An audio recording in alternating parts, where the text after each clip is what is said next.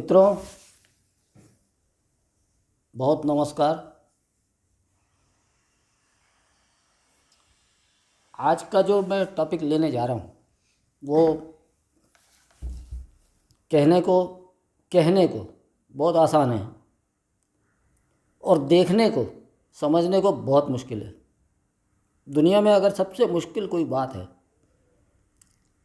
तो उसमें से एक ये बात है जो मैं आज बताने जा रहा हूँ। ऐसा मुझे लगता है, बाकी आप जानो।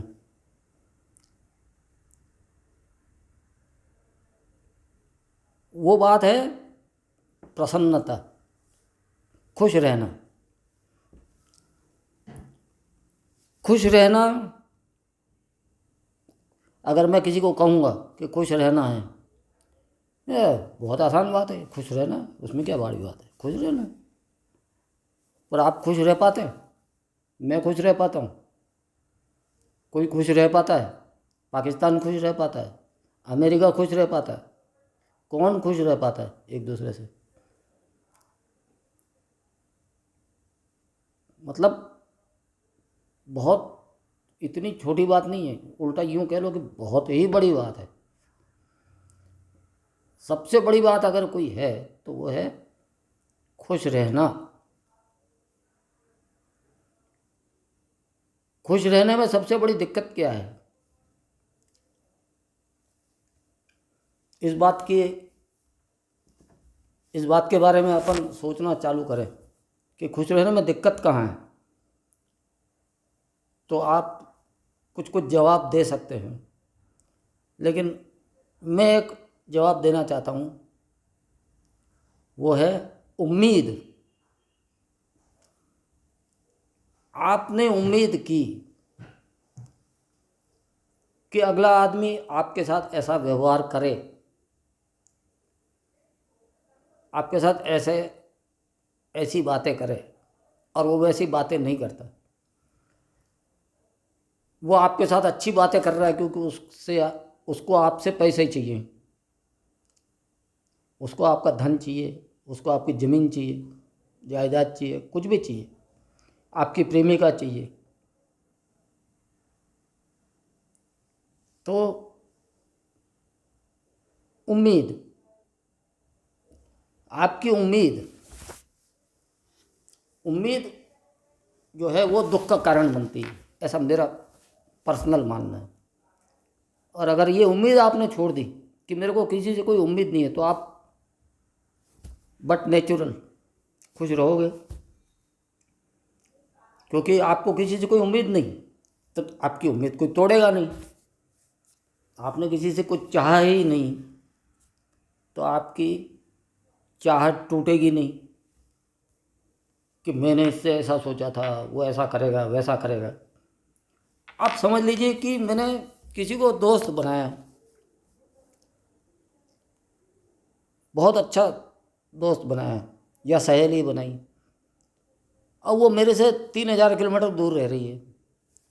वो बीमार हो गई या बीमार हो गया, अब वो मेरे से उम्मीद करे कि मैं उसकी कुछ मदद करूं।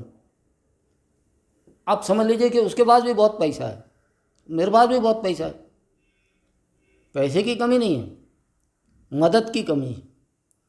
अब वो मेरे से अगर ये उम्मीद करे कि मैं उसको मदद करूं, क्या मदद करूं? वो इंग्लैंड में रह रही है या रह रहा है, या अमेरिका में रह रहा है या रह रही है, और वो मेरे से ये चाहे कि मैं उसको मदद करूं, तो मैं कैसे मदद करूंगा? मैं सिर्फ मानसिक सांत्वना दे सकता हूं उसको कि नहीं नहीं, थोड़ा सा धीरज रखो, धीरज रखो, ऐसा ही कह सकता हूँ, और तो कुछ कर नहीं सकता मैं। कोई भी कुछ नहीं कर सकता इतने दूर से। और आज के युग में जब अपने बच्चे बच्चियाँ वो भी अपने साथ नहीं रह पाते, आज के युग में 2,000 किलोमीटर 4,000 किलोमीटर दूर रह रहे हैं, 500 किलोमीटर भी दूर रह रहे हैं, तो भी आना जाना इतना आसान नहीं। मेरे एक मित्र की कोरोना में मृत्यु हो गई। उसकी एक ही बेटी थी, ये सत्य घटना, मतलब मेरे अब मेरा ही दोस्त था तो मुझे सब मालूम है। वो रहती थी कनाडा में। उसके पिता की, यानी मेरे दोस्त की मृत्यु हो गई कोरोना में, लेकिन वो एक हफ्ते तक आ ही नहीं पाई, जबकि थी अकेली एकमात्र। अब आप मतलब स्थिति देखिए।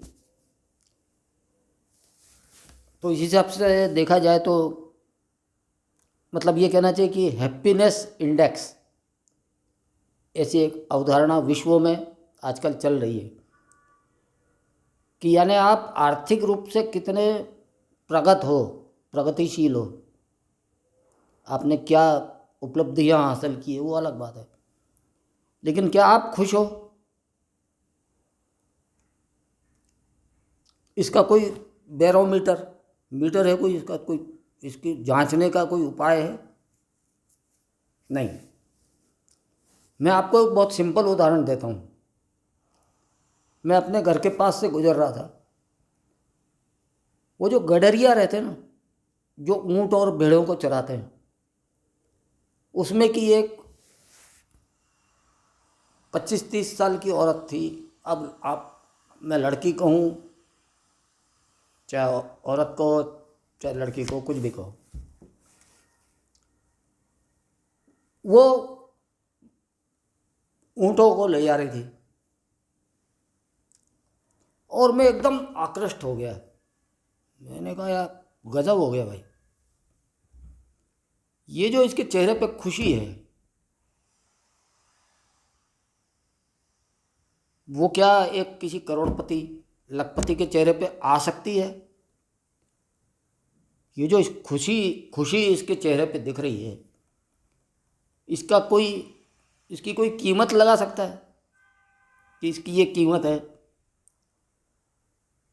तो मेरा आपसे अनुरोध है कि कभी जंगल के कबीले जैसे रहते हैं, सीधे साधे लोग जहाँ रहते हैं, वहाँ पे जाइए और उनके जैसे रहने का प्रयास करके तो देखो, 1-2 दिन उनके साथ रहिए और जैसा वो नाचते हैं वो आप नाचो, जैसा वो चलते हैं वैसा आप चलो।